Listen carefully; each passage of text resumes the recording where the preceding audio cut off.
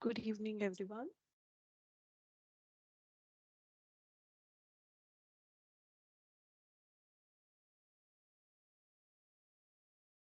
Am I audible to you guys?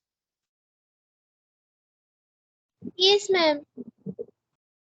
Okay, so I hope you all have got the mail regarding rescheduling of this class um, because only two students have joined yet.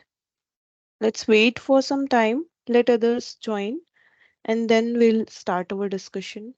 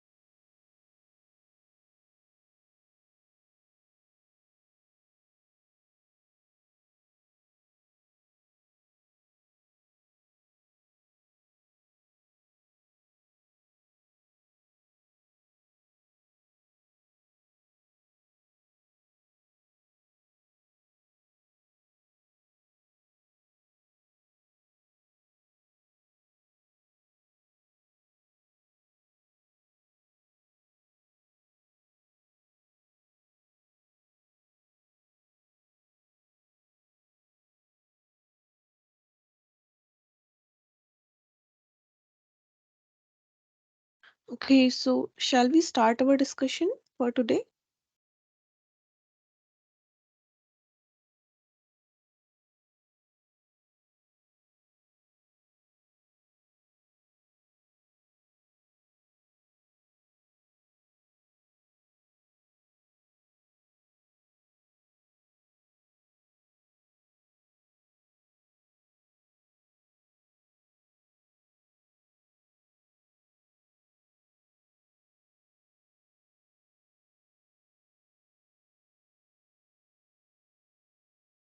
Okay, so good evening, everyone. I am Riya Verma, a PMRF scholar from the Department of Civil Engineering, IIT Roorkee. So, today we'll be having our weekly tutorial session for week 6, and in this session, I'll be discussing the content that was covered in the week 6 of your coursework, and after that, we'll have an previous year assignment questions, and then those will be the multiple choice questions, and we'll solve those questions in the class only. So, this week was started with the topic of ISO 14040 framework and some of the basic terminologies that were discussed in in this week. Those include like unit processes, the functional units, elementary flows, and what is the need for them. So I guess you all must have gone through those terms and the basic terminologies, and those must be clear to you guys because that we have also covered in last week's session also. So I'm not going through that part only. We'll start with this environmental release of chemicals and its phase and transport part. Like this was your I guess second or third module for this week. So I'll start with this part only. If you guys are having any doubt regarding the first two modules of this week, because since that was already covered in the previous lectures, so I didn't take that part. But if you guys are having any doubt, you can ask them in the class only. So, environmental release, basically a material at the end of its useful life cycle or as a consequence of its production or use is released into the environment. Basically, whenever we try to manufacture a product or whenever we use a product, so during its entire life cycle some materials are released into the environment, whether it is during their production phase or during their use phase or during their disposal. Some or the other materials are released into the environment. So the question rises here is, will its release pose significant environmental or human health risks? So we need to look after the fact that the chemicals or the materials that are being released into the environment, are they posing any significant environmental risk or any significant human health risk, or will the chemical degrade in the environment, or will it persist? So these are all the factors that we need to know before we go into the LCA practice. Because see, a large number of chemicals or different types of material are being released every day in the environment, but we need to know for a fact that on what materials we need to have our focus on, like what are our priorities. So how do we decide the our priorities? By knowing the sign significant risk that are involved with those materials, and also the fate of the that material, like will it degrade with time, or will it persist as it is, like plastics, they tend to remain in the environment for several thousand years. So that way we can decide our priorities, like we need to focus if we are performing some sort of LCA. So we on what materials we need to give more focus on, and on which materials we can neglect during the our LCA practice. So these are the some of the chemical properties that are needed to perform the environmental risk screenings. Like how do we understand the risk involved with a certain material? So these are some of the elemental processes, like dispersion and fate.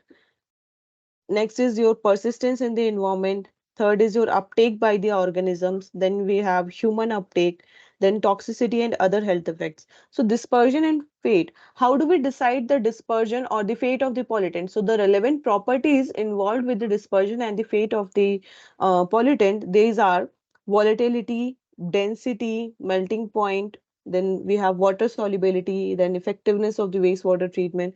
So these are some of the properties that we can use to decide the dispersion and the fate of the contaminant. Then persistence in the environment, like how long will it persist in the environment? So this can be decided by the properties such as atmospheric oxidation rate, aqueous hydrolysis rate, photolysis rate, rate of microbial degradation and adsorption. So these are some of the chemical properties that decide the persistence of any contaminant in the environment. Then uptake by the organisms, like if any organisms like uptakes the that material, then how will it react to that? So that this can be decided by the volatility of that material. Lipophilicity, like lipophilicity is the affinity towards the lipids which are present in the organism's body. So more the lipophilicity, more will be the reaction, or more will be the effect on the organism. Molecular size, degradation rate in an organism. How molecular size is like defined, like more smaller the size of the molecule, more will be the penetration inside the organism's body. For example, considering your particulate matter. So the smaller particulate matter, for example, PM 2.5 penetrates deeper into the lungs as compared to PM 10. So that is your molecular size. Then coming towards the human uptake. So the relevant properties for the human uptake are transport across the dermal layers, transport rates across the lung membrane, degradation rates within the human body. Like how does this any material get transported across your dermal layers, that is your layers of the skin, or the membranes of the lungs? Like if we inhale some material or inhale some type of gases, like then how they get transported across your lung membranes, or the degradation, how they get degraded within the human body, like what time do they take to get fully completely degraded inside the human body? So that the lesser the time, more will be the like more lesser the time to get degraded inside the human body, uh, less will be the effect caused. Like if it persists for a longer time inside the human body, then the damage caused will be the more. Then toxicity and other health effects. So these can be determined by the dose response relationships. And now coming towards the persistence of the chemicals. So on the once the basic physical and chemical properties are defined, a series of properties that influence the persistence of chemicals in the environment are estimated, because we need to know that how long will it take to for any chemical or any material to get fully decomposed inside the environment. Like if that is any natural material, then it can be dealt with the nature only. But if it is any sort of anthropogenic or man-made material or synthetic material, then it may take a lot of time to get fully degraded into the environment. So that is your persistence of the chemical, that how much time it persists in the environment. So we need to understand a series of properties that affect the persistence of these chemicals in the environment. So these include the estimation of the rates at which chemicals will react in the atmosphere, the rates of reaction in aqueous environments, and the rates with which the compounds will be metabolized by the organisms. So these are some of the properties that affect the persistence of the chemicals in the environment. And if the environmental concentrations can be estimated based on release rates and environmental fate and persistence properties, human exposures to the chemical can be estimated. And these chemical and physical properties can be used to evaluate a variety of metrics related to environmental impacts. And some of the most commonly evaluated environmental metrics are persistence, bioaccumulation, and toxicity. So I hope you understand these terms like persistence. Bioaccumulation is the accumulation of that any substance in the inside the organisms, or toxicity is the like harm that it uh, does to the organism. So that is toxicity. How much toxic is any material, that is its toxicity. So there is an example of a gasoline spill. So we can clearly observe that see, this blue line here represents your land surface.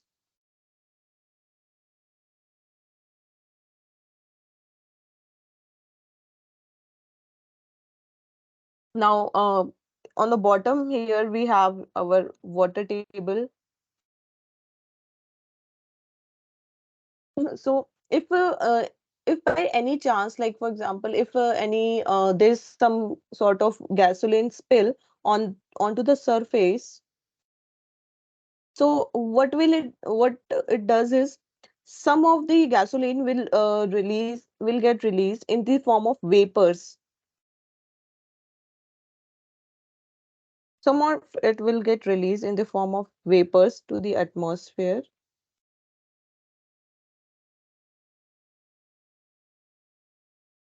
And these vapors may get transferred with the wind towards some other areas on the downstream side. Other may get seep inside the soil.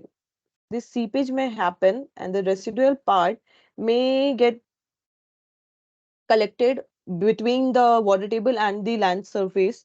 So that is your residual part.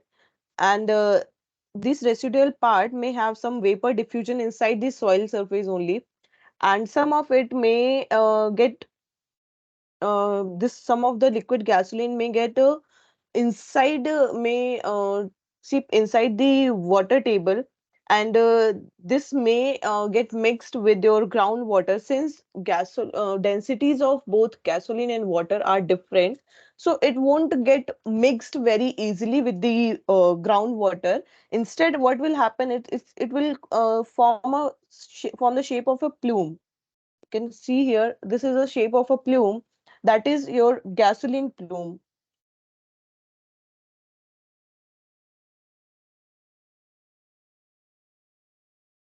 And this may travel with our groundwater to some other distances, and may affect the quality of water in that area. So this is your type of example of a freight and transport, like how the release on the surface of some area, the release of gasoline on the surface of some area may cause, like, may affect the different soil surfaces and the water table also. Like, this is the transport mechanism of gasoline spill. Now there is some other example of weight and transport problems. Like, this is a leaking storage tank on the surface, and the chemicals that are getting leaked with this storage tank are like plutonium, some rare earth materials are getting leaked, cesium, strontium, ruthenium, and nitrates are there. Some, so these are getting leaked, and this is the start site of some radioactive waste. So you can clearly observe that these radioactive materials are getting leaked from this storage tank, and they are getting, ultimately they are getting mixed with the groundwater level. So this is also one example of the transport of the pollutants or the contaminants. Now, this is your fate of the contaminants. These are, what is this? This is transport problem, right? How they are getting transported. This is your fate, like, how, what will happen once they are present in the environment, what will happen with the contaminant. Either it can get oxidized, or the some oxidants may get reduced, and some reduced species may get created. So these are some of the reactions that may happen with the contaminants, like aerobic respiration, denitrification, manganese reduction, then we have iron reduction, sulfate reaction, methanogenesis. These are some of the reactions that may happen. Like, for example, with oxygen, due to aerobic respiration, it can create water. Nitrates get can go under denitrification and form ammonia. Then manganese can undergo reaction to form Mn2 plus. Similarly, iron oxides then can undergo to create iron 2 plus, Fe2 plus. Sulfate may get reduced to form Hs minus. Similarly, carbon dioxide can undergo methanogenesis to form the methane. So this is your reactions that are happening in the environment. Then, using property estimates to evaluate environmental partitioning, persistence, and measures of exposures. So we all know that the problems associated with estimating the environmental exposures are complex. So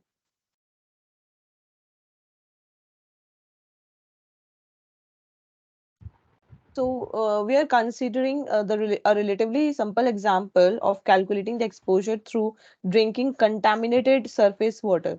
So, assume that a chemical is released to a river upstream of the intake to a public drinking water treatment plant. So, assume we all have must have seen some public drinking water supplies on the roadsides. So, assume that a chemical is released, like, there's a public drinking water treatment plant, and which extracts its water from a river, and assume that a certain chemical is released on that river upstream of that treatment plant. For example, if this is your river, and here we have your treatment plant, and this is your flow of the river. So somewhere at this point, assume a certain chemical is getting released.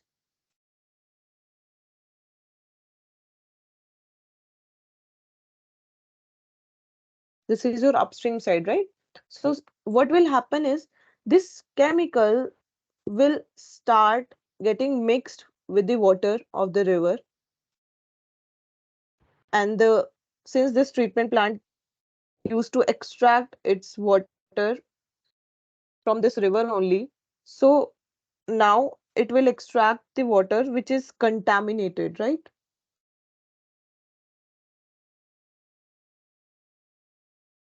So to evaluate the exposure, we would, what are the factors that we need to determine? So first is, what fraction of the chemical was absorbed by the river sediments? Like, how much chemical that was released, what fraction of that chemical is absorbed by the river sediments? Like, whatever is absorbed, uh, after that, whatever part is remaining, that is only mixed with the water, right? What fraction of the chemical was volatilized to the atmosphere? Then what fraction of the chemical was taken up by the living organisms? So to evaluate the exposure, what will happen is, like, for example, let us say if we have some X amount of chemical that was released into the river body. Let us suppose from X, A% was absorbed by the river sediments.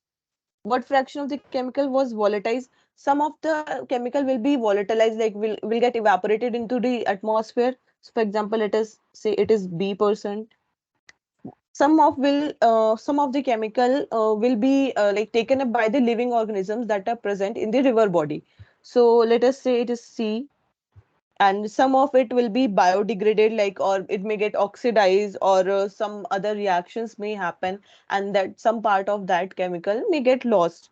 So this is let us say it is D, and in the last part, whatever the chemical is left, some part of it will be removed by the treatment process in the public water system.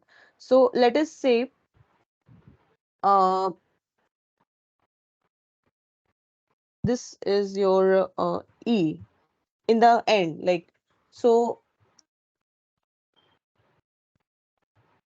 if we want to find out how much contaminant will will reach to the treatment plant, that will be like X is contaminant released.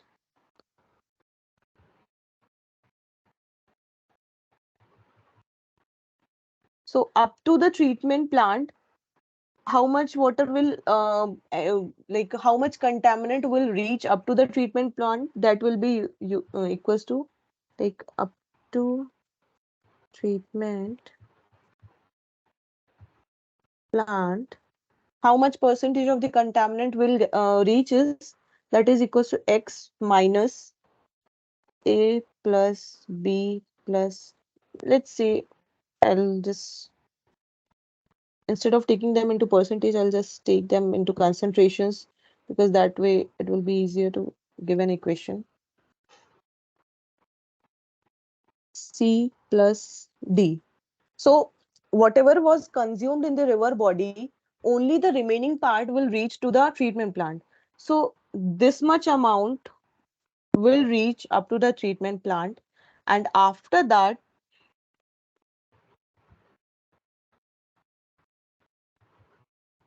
for consumption of the organisms, like for to evaluate the exposure,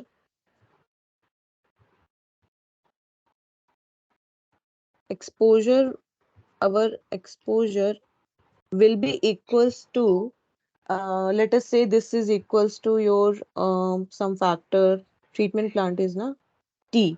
So the exposure will be equals to T minus E. So what is E? Here E is your whatever amount that is removed by the treatment plant. So getting this point, like how we calculate the exposure of any chemical that is released into the river body. So this is how we calculate. Now, direct use of properties to categorize the environmental risk of chemicals. Like how can we directly categorize the environmental risk of chemicals? So how, what are the chemical and physical properties? So they can be used to estimate the environmental footprints of any material, like what is its melting point, what is its like, is it volatile or not, is it organic or inorganic, like some, what is its size of the like particle, what is the size of the particle. So these are some of the chemical and physical properties that can be used to estimate the environmental footprints. Then another approach is to use the values of the properties to directly categorize the environmental risks of chemicals and to classify the persistence and bioaccumulation of the chemicals. So these are some of the properties, and this is your classification criteria for persistence and bioaccumulation. So water solubility, then we have soil sorption, then biodegradation, then bioaccumulation potential. So you can read it on your own. No need to remember all these values. This may be helpful for you while performing some of the LCA exercises if you're doing it on your own. Now, coming towards the green and the sustainable materials. So almost every engineering design involves the use of materials. We all know that since I'm assuming that a lot of us are engineers. So we know that every engineering design involves, or any product design or any sort of design if you're doing, it will be involving some or the other type of materials. So if an engineering design is to be as sustainable as possible, the materials that are involved in the embodiment of the design should have light environmental and natural resource use footprints. So if we want to make our engineering design to be as sustainable as possible, like if you want to create a sustainable design, so we need to ensure that the materials that are involved in the design are the during the processing of that design. So the materials whatever they are involved, they should have the light environmental and the natural resource use footprints. Like it should not harm the environment, as well as it should not create an excess overburden pressure on the natural resources also. So determining the magnitude of a material's footprint is not a straightforward. However, basically in this lecture, a three-pronged approach to characterizing the footprints of the material will be described.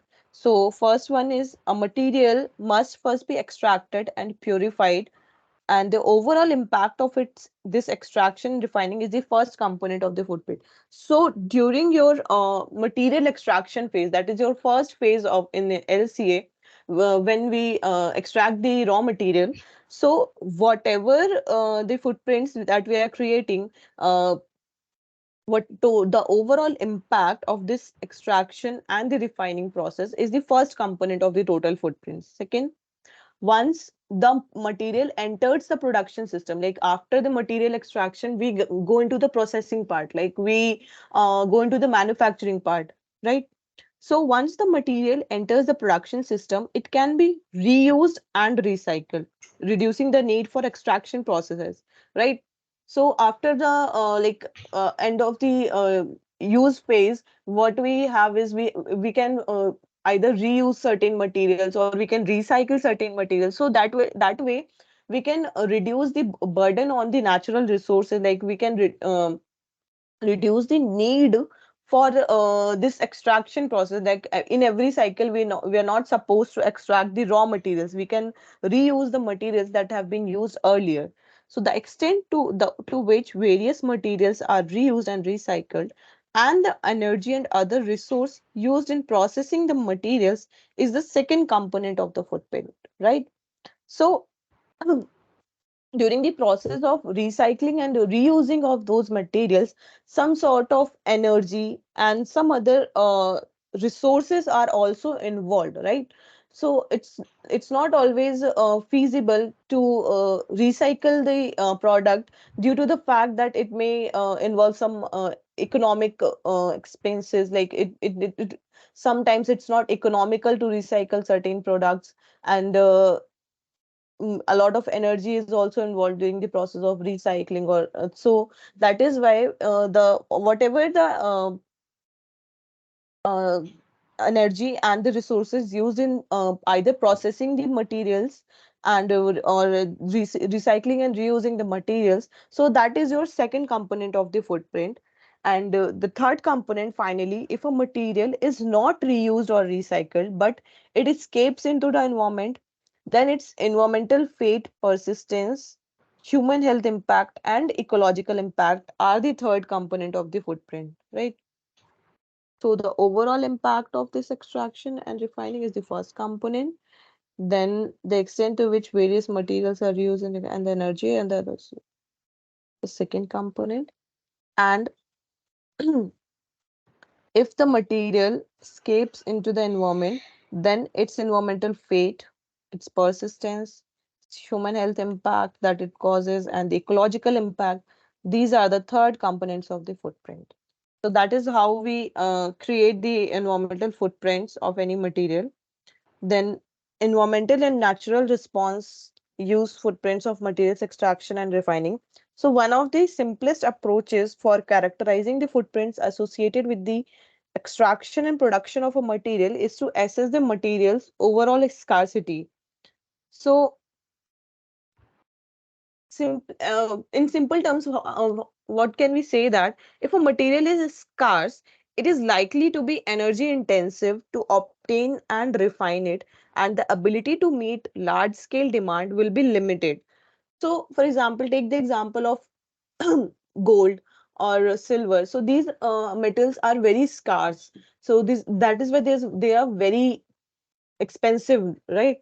So how do we how do we decide that this metal should be expensive and this should be cheaper? Like this is due to the fact that the process involved during their like what do we say, during their extraction, the cost involved in their extraction is more, because we need to do a lot of mining process, like we need to do a lot of that process is very much energy intensive, and it is like very difficult to refine it. So that is why like we need to excavate or mine hundreds of kgs to get 1 kg of gold. So that is why uh, this material is termed as scarce.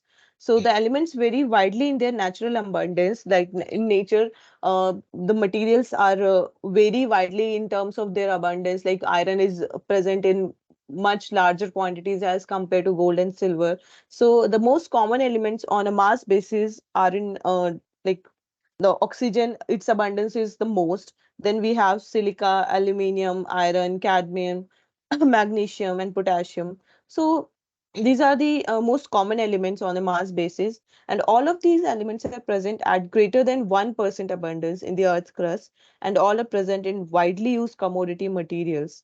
So, in contrast, some widely used elements, for example, Ag, Sn, and Sb are present at the ppm level or lower on average in the Earth's crust. So this is the table that is showing you abundance of the selected elements in the Earth's crust, and this table is in decreasing order. You can see that. Then this is your annual production of elements for use in commerce. So we have an example that is supplies and use of elements. So the question is, calculate the ratio of the abundance of the materials in the earth crust in tons to the annual use of the materials in tons per year. So this ratio will give us the this ratio will give us the time for which the material will be present in the environment, like its abundance. Assume an approximate mass for the crust of 2 into 10 to the power 19 metric tons. This mass is based on a 40-kilometer thickness for continental crust and a 3-kilometer thickness for oceanic crust, with an average density of 3 tons per meter cube. So with this value of the mass, hmm,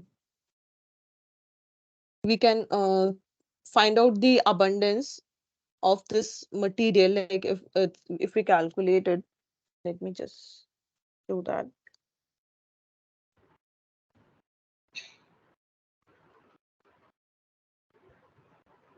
2 exponential 19 to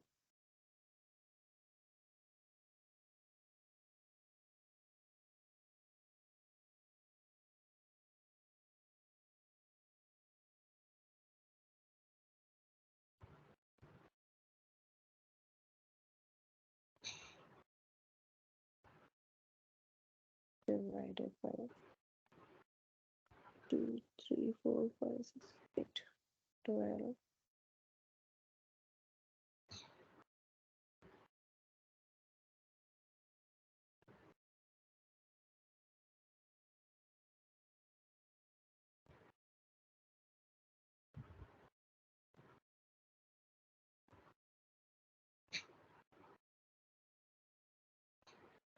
Oh, this comes out to be, I, I'll just take this. So I don't have my KLC. When we go into that. Okay, so you can match these values. Basically, what we are doing is this percentage we have now. So we have this metric tons. तो इस value को आप इसमें turns per year है ना, ठीक है. सो इसको टन्स में कन्वर्ट करके you need to multiply this with this percentage and divide by this value, and you will get the ratio of abundance to use. So this will be in years. You can just note it down with your class notes. See, we got these values, right? So you can say that you can clearly see that for iron we have the ratio as 1 into 10 raised to power 9. For phosphorus we have 1 into 10 raised to power 8. Similarly, we can calculate with it for other materials, for other elements. So this presents the scenario if all the material present in the crust can be extracted, and then it will last for this amount of time. But since not all the material can be extracted, so concentration too low to be extracted cost effectively. So that is why the uh, time slot that we have is too low. That will see in the next slides. So there's a relationship between the total crustal abundance and identified and economically extractable deposits that are termed as reserves. And on an average, only 1 in 10 to the power 7 to 10 to the power 9 tons of an element in the Earth's crust is an economically viable reserve of the material. So that is why not all the material present in the Earth's crust can be extracted, and thus we have some limited reserves of those materials. So this is a relationship between total crustible abundance and reserves, and this study was done by Kessler in 1994. So next is economically extractable supplies and use of material. So this was the total material, like how much time if the total material of the Earth's crust is extracted, then how long will it last?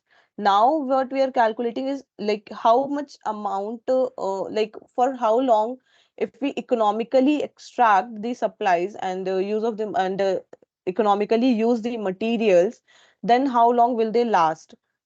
Now what how do we like these are the values of the economically extractable resources, and this is the use in tons per year. So to calculate the ratio of abundance to use per year, we just need to divide these value, like to what we have done here is with the use in tons per year to calculate the number of years. So by doing this exercise, we calculated the ratio of abundance to use, that is in years. So for example, if we extract the iron, economically extractable supply of the iron is will last for approximately 190 years. Similarly, for nickel, we have for 100 years. Zinc, we have for 152 years. So these are all the values. Now, extractable supplies and use of the materials. So, although the total amount of material available in the Earth's crust is sufficient to support the current rates of extraction indefinitely, that is shown in the first example, but the second example shows that the total amount of crustal material that is present in high enough concentrations to be economically recoverable is much lower than the total amount available. You can clearly observe that. See, you can clearly see this is just 190, and here we had 1 into 10 raised to the power 9 years. So you can see the difference between both the values.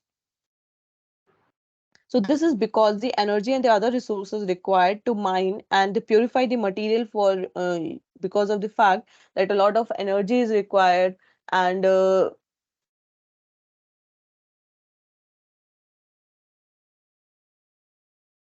some resources are also required for the purification of those materials. So that is why the difference is there. Now we have Sherwood relationship. So this is an approximate relationship between the concentration at which a material is found in a raw material and the cost to refine the material. So this concept that the cost of a material is largely determined by the cost of extracting and purifying the raw material, it is sometimes referred to as the Sherwood relationship. It is the relationship between the concentration at which a material is found in a raw material and the cost to refine the material, right? So as technologies continue to become more efficient, the cost will get reduced for the same amount of material extraction, and a certain amount of entropy must be overcome to purify a material. So this imposes a minimum energy burden that must be overcome. So this is your chart that is showing you share with relationships.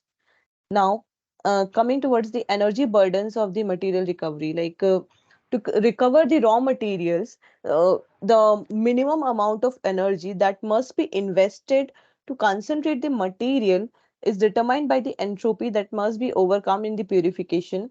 So,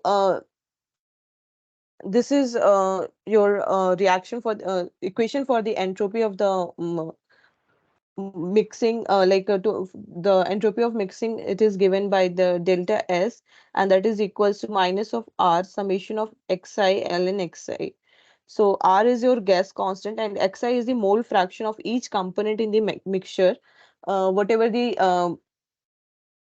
material that we are mining, that is a mixture of different components. So that we for to make an estimate of this energy, calculate the entropy of mixing that must be overcome in concentrating 1 kg of a metal present at zero point 0.2 ppm mole fraction basis in water. So this is how this is done. I don't think this is important. Now, coming towards economically recoverable reserves, that is McKelvey diagram. So the amount of various elements in the Earth's crust that are present in high enough concentrations to be recoverable that are limited. So the cost of material are defined primarily not by physical laws, that is overcoming entropy, but by the technologies that are used, which continues to evolve. So the amount of material that can be economically recovered, that is referred to as reserves, and this is defined in multiple ways. So see the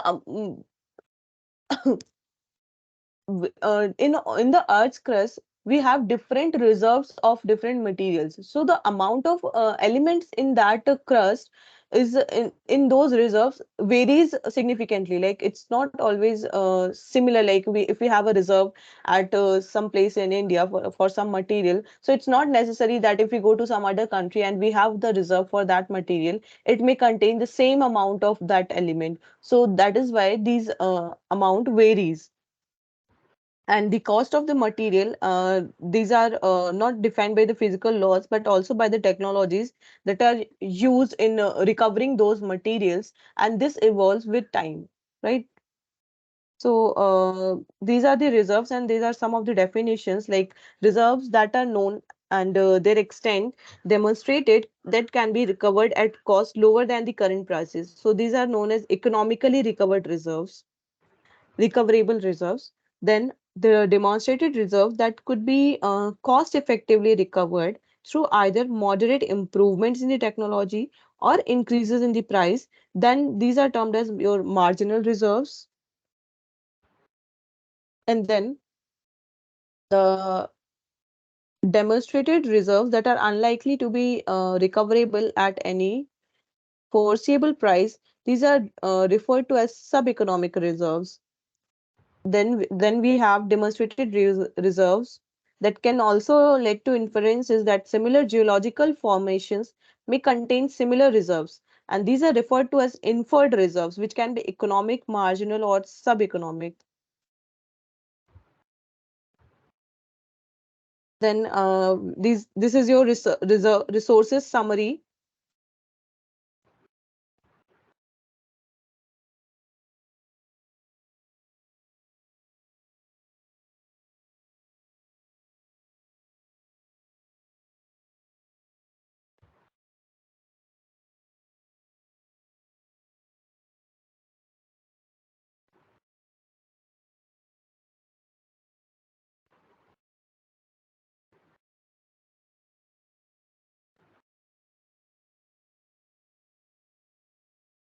So this is the summary of the resources, like the extent of supply and the elements are mentioned in this table. So for example, for the materials like calcium, chlorine, magnesium, sodium, oxygen, xenon, we have infinite supply.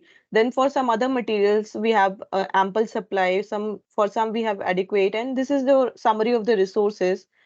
Then tracking material flow in engineered systems. So we all know that materials have a life cycle, and they are extracted from the lithosphere or biosphere, then processed into commodity materials, then products, and then used and possibly reused, then eventually disposed of or leaked into the environment. So this is a typical material flow of in the environment. Then the number of times that a material is reused or recycled before it is released into the environment, that can have a significant impact on its environmental footprint. So, for example, if a material can be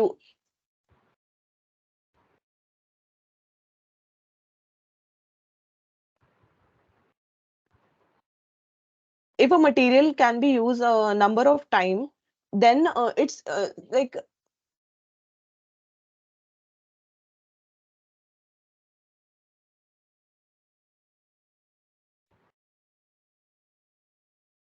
if a material can be reused multiple number of times, then it's but natural that its environmental footprint will be less as compared to the material that can be, like for example, if we have some single use products, so definitely they are going to have a bigger environmental footprints because they will be creating a huge amount of waste and at the end of its life cycle.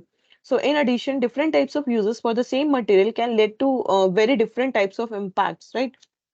So then characterizing the flows and emissions of the materials in the manufacturing and use requires data on material and mineral flows entering the economy and information on the waste, emissions, and recycling structures.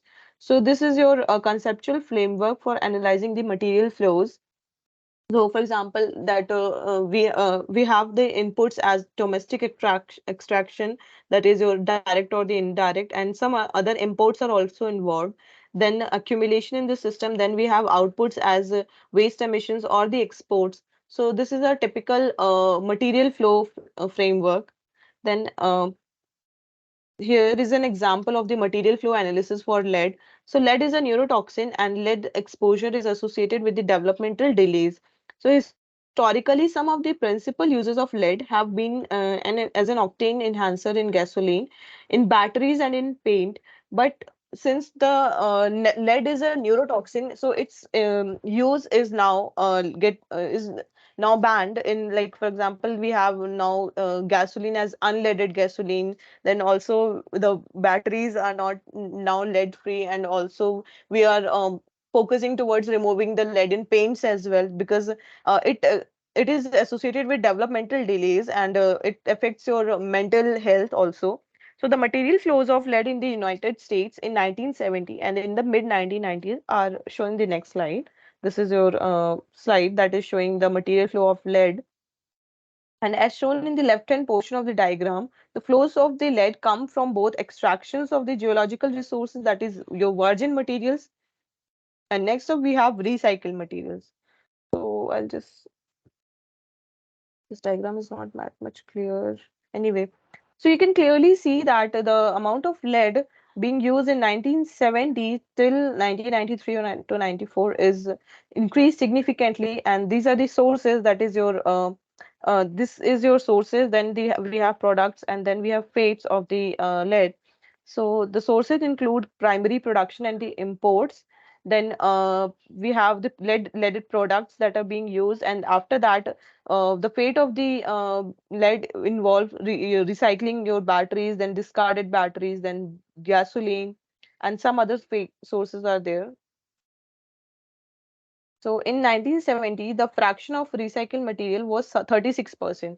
That is 450 tons recycled out of 1250 tons of the total usage. While in the mid 1990s, the fraction had increased to 65%. That out of 1400 tons of the total usage, we managed to somehow recycle 900 tons of the lead. So this is incorporated into a variety of products Some products, when used as designed, such as lead paint applied outdoors or lead additives in gasoline, result in the release of the lead into the environment. And some other products, when used as designed, lead acid batteries can be effectively recovered and recycled at the end of the product's life. So this figure shows that the fraction of dissipative uses decreased significantly from 1970 until the mid 1990s, in part because of the phase out of many lead-based paints and lead additives in the gasoline.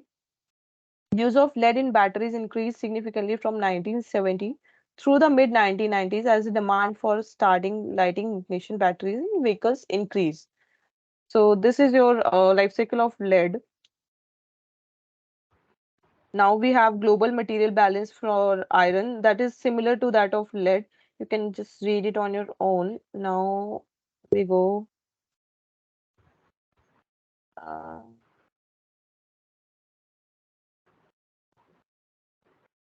Now coming towards the material flow summary. So the material flow tracking can identify overall availability of the materials and potential opportunities for material reuse or recycling.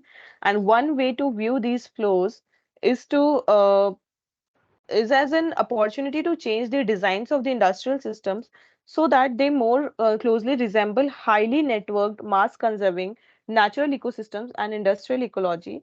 And the data necessary to perform detailed material tracking are just beginning to emerge in a consistent framework. And for many analysis, we need to assemble the necessary data on material use and flows on a case specific basis. As material scarcity becomes an important issue, this type of analysis will become increasingly valuable. Now, almost every engineering design involves the use of materials. This is the summary of all these slides. So, almost every engineering design involves the use of materials, and these materials have environmental footprints. So, this week's lecture summarizes the methods for characterizing the footprints associated with extraction, processing, and the environmental release of the materials that are like we calculated the footprints in three parts earlier that we have discussed. But these assessments can lead to a very different characterization of materials. Then the question arises, is the material scarce or it can it be recycled? Then do the environmental releases have significant impacts? All these questions will affect our methodology that we obtain for the LCA study, and there are no universally accepted methods for combining these characterizations of whether a material is sustainable, or multiple methods are used for that.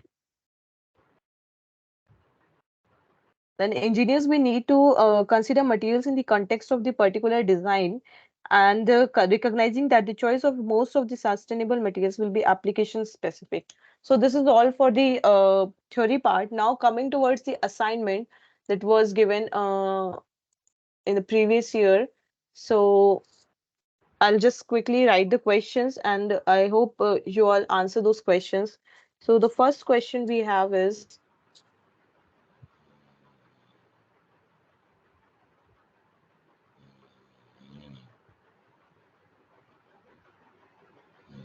the first question. I guess someone is sleeping in the class.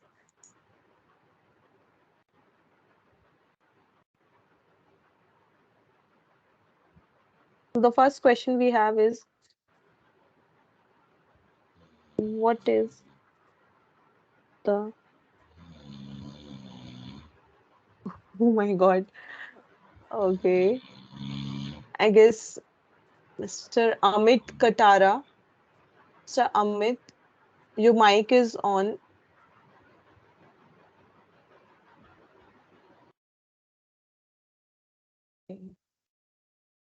So the question is, what is the smallest element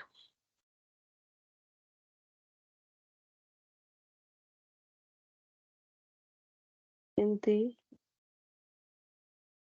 life cycle inventory analysis for which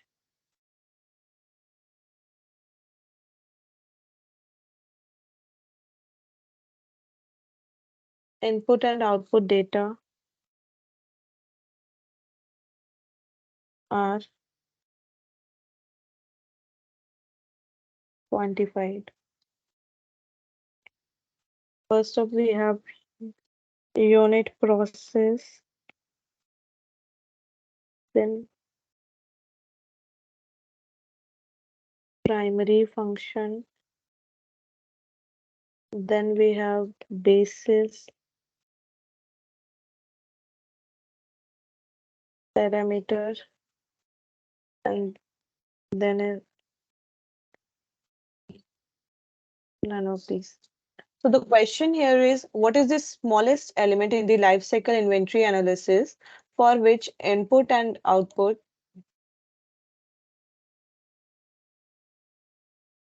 data are quantified? The options are unit process, primary function, basis parameter, or none of these.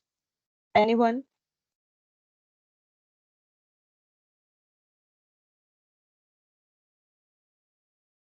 So like this was discussed in the previous class. What is the smallest element in the life cycle inventory analysis for which we used to quantify the input and the output data? Like what was the element that we used to connect with your elementary flows? Remember that part, that flow chart that we had? So the smallest element was that was there was anyone in the class, if we answer?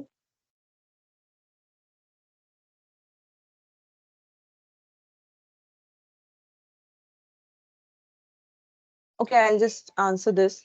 This will be your unit process. Remember, we had different process in the life cycle inventory analysis, and we used to connect them through your elementary flows. So this will be your unit process. Now, coming towards the next question, boiling point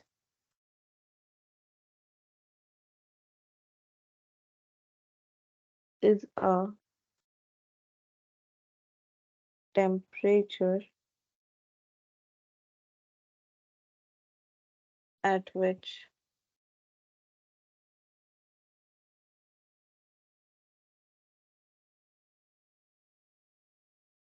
solid and liquid coexist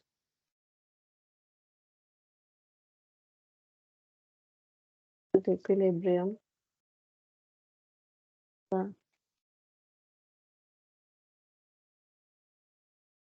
vapor pressure is equal to atmospheric pressure.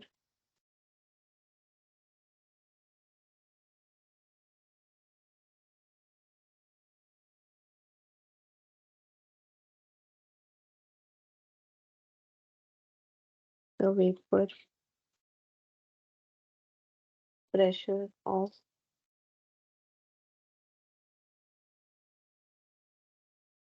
liquid solvent and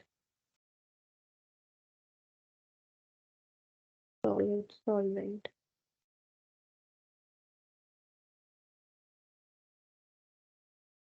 All of these.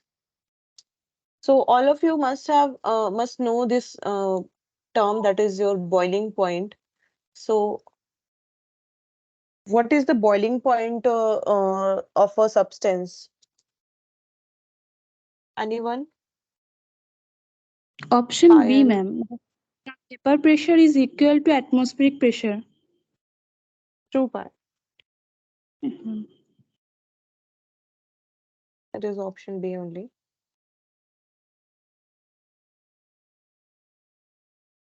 I hope you guys are understanding the terms that I'm discussing in the class. I hope that is clear to you guys. Coming towards the third question, out of the following,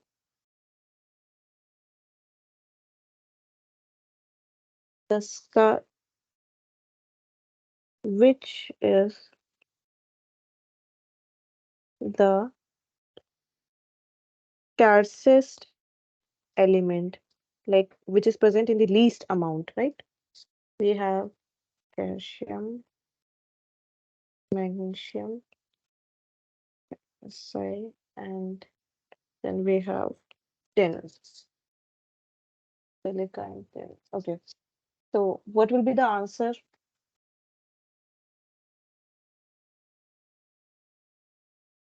Which will be the scarcest element? This table, I will just discussed in the class. Shall I go back to that table so that you may recall that it's this? You can compare, I guess, from here as well. Yeah, you can clearly observe that tin is potentially in highly limited supply, right? Supply for tin is potentially highly limited, right? So which will be the scarcest among all? Can clearly see that the calcium, magnesium, and the silica are present in infinite supply. So the scarcest element will be tin. Uh, Coming towards the fourth question, which country is the world's leading importer of iron? United States, Belgium, Brazil,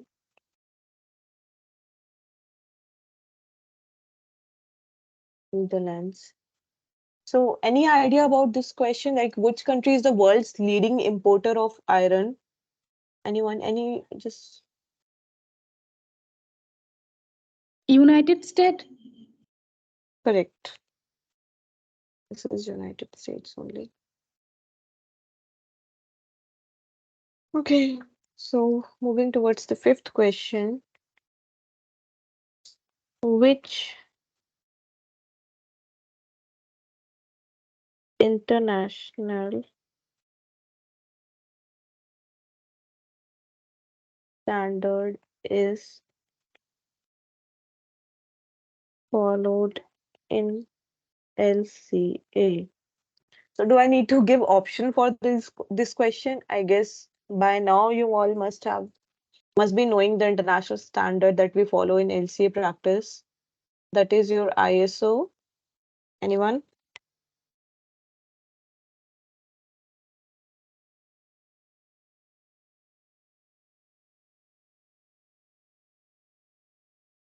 Okay, I'll just verbally give the options. Is it ISO 14045, 14046, 14040, or 14042?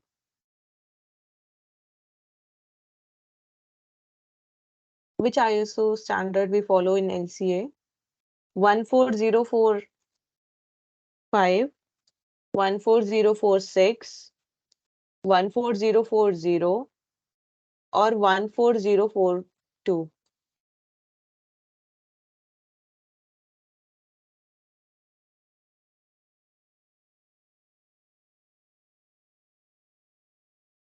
For our LCA practice, let me tell you, we follow this ISO 14040, right?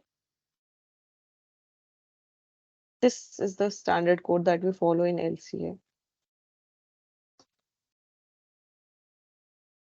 Just a second. Okay, now we are here for the sixth question.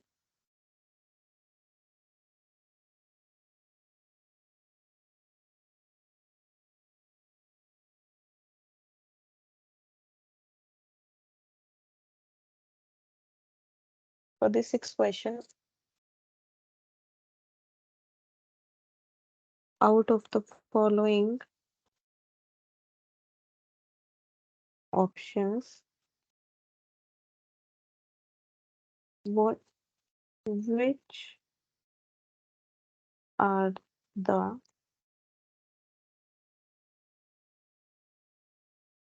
aim of training step approach? Order of magnitude,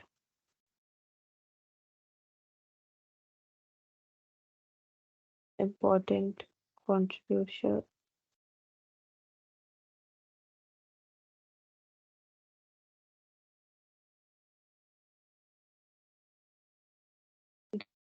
detailed investigation of contributors,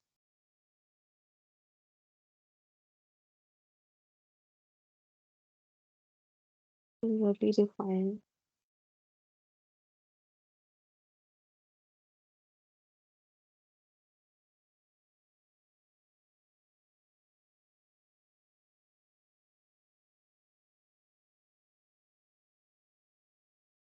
What for? So, out of the following options, which are the aim of screening step approach? Remember, we used to have screening if step before the detailed investigation. So, what are the options? What are the aim of the screening step approach? During the screening process, what on that what is there that we need to find out? Any answers?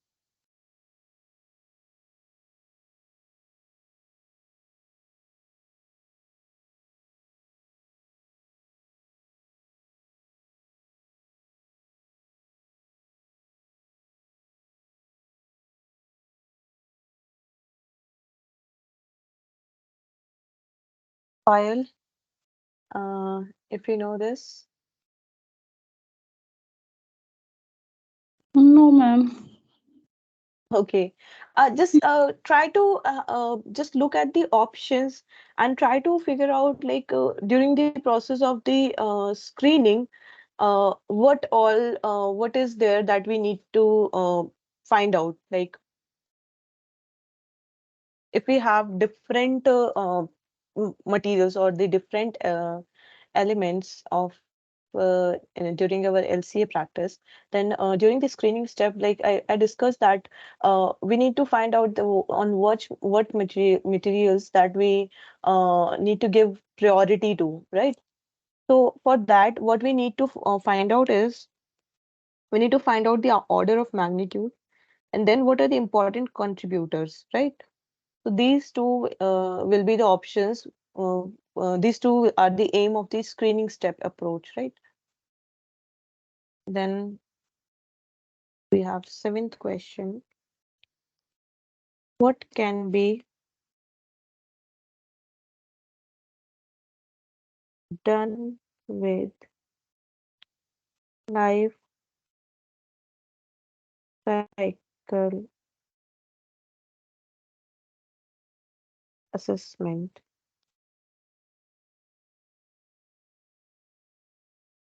public policy making,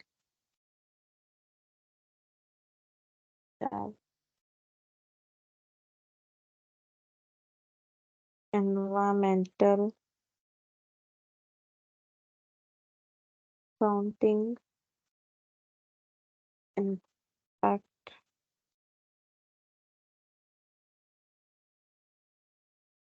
modeling, then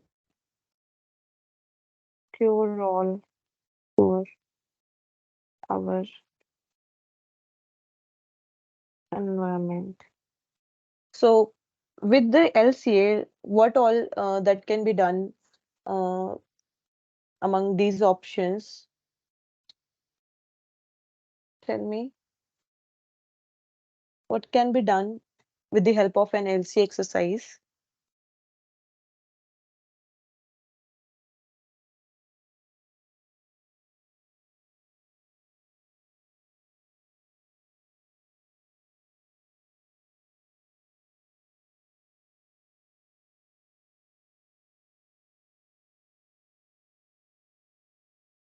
So with the help of an LCA exercise, we can do public policy making and environmental accounting. So these two exercises, these two things we can do with the help of an LCA exercise. Now for the eighth question, we have life cycle inventory LCI is the compilation and quantification of inputs and outputs for a product throughout its life cycle. So, this is a true false sort of question.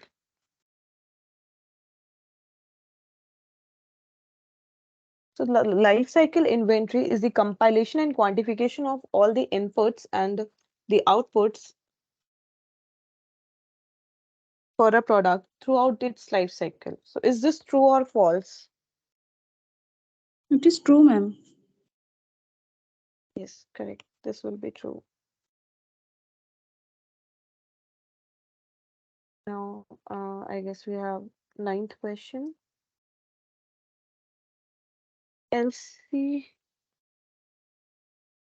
life cycle impact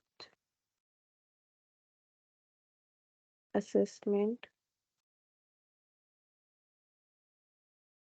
is the evaluation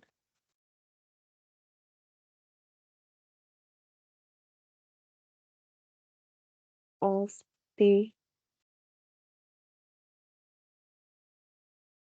magnitude and significance of the potential environmental impacts for a product system throughout the life cycle of a product.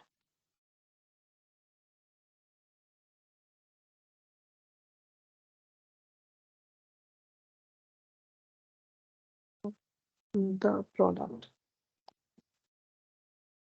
So, is it true or false? The life cycle It impact is assessment, yes. Is it it? is also true, ma'am. True, ma'am. Okay, correct. It's true.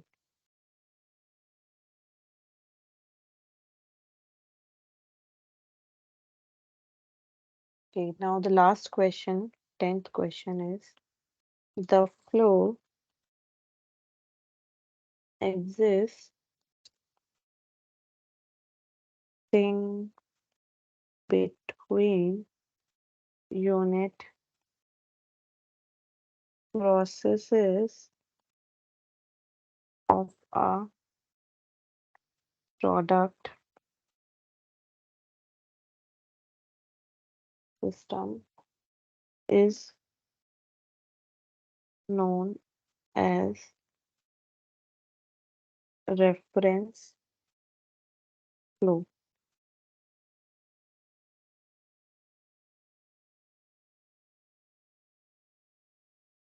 Is it true or false? The flow that exists between the unit process of the product system, is it known as reference flow?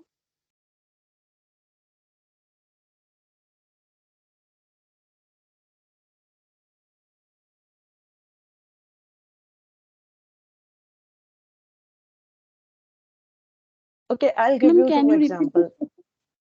Okay, Okay, okay. the flow existing between unit processes of a product system is known as reference flow. Unit process के बीच में जो flow होता था उसे हम क्या बोलते थे? Do we call that reference flow? Is Reference this flow true means और input process to input processes. नहीं, दो यूनिट प्रोसेस के बीच में जो फ्लो होता था, we used to call that elementary flow और some other flow, remember? The flow that existed between two unit processes.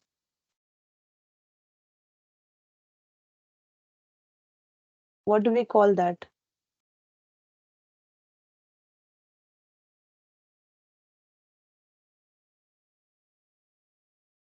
Inventory flow. So this will be true or false? False, ma'am. Okay, correct. I guess we had instead of elementary flow, there was some other name also that was there, but this is not a reference flow, that is for sure. So I guess with this we are done with our week 6 questions.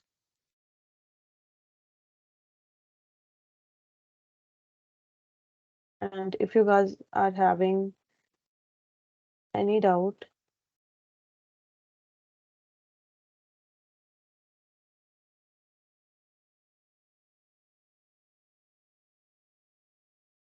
you may ask that.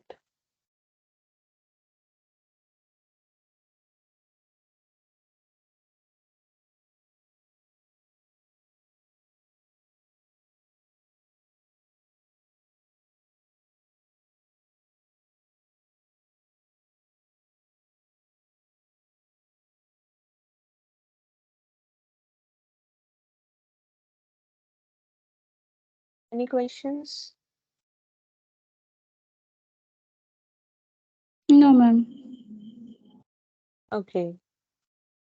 So yeah, remember the flow that we have with between two unit process that was termed as the intermediary flow or the economic flow, and the flow that linked the unit process with the environment, that was your elementary flow. Yeah, I had some confusion. So this is your intermediary flow, right? This is not your reference flow. This is your intermediary flow. Unit process 1 and unit process 2. So this flow is termed as intermediary flow. And the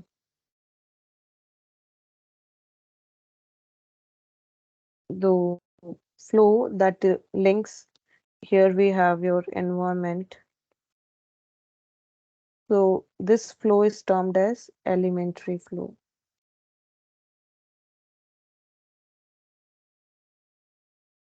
So with this, we are done with this session for week 6.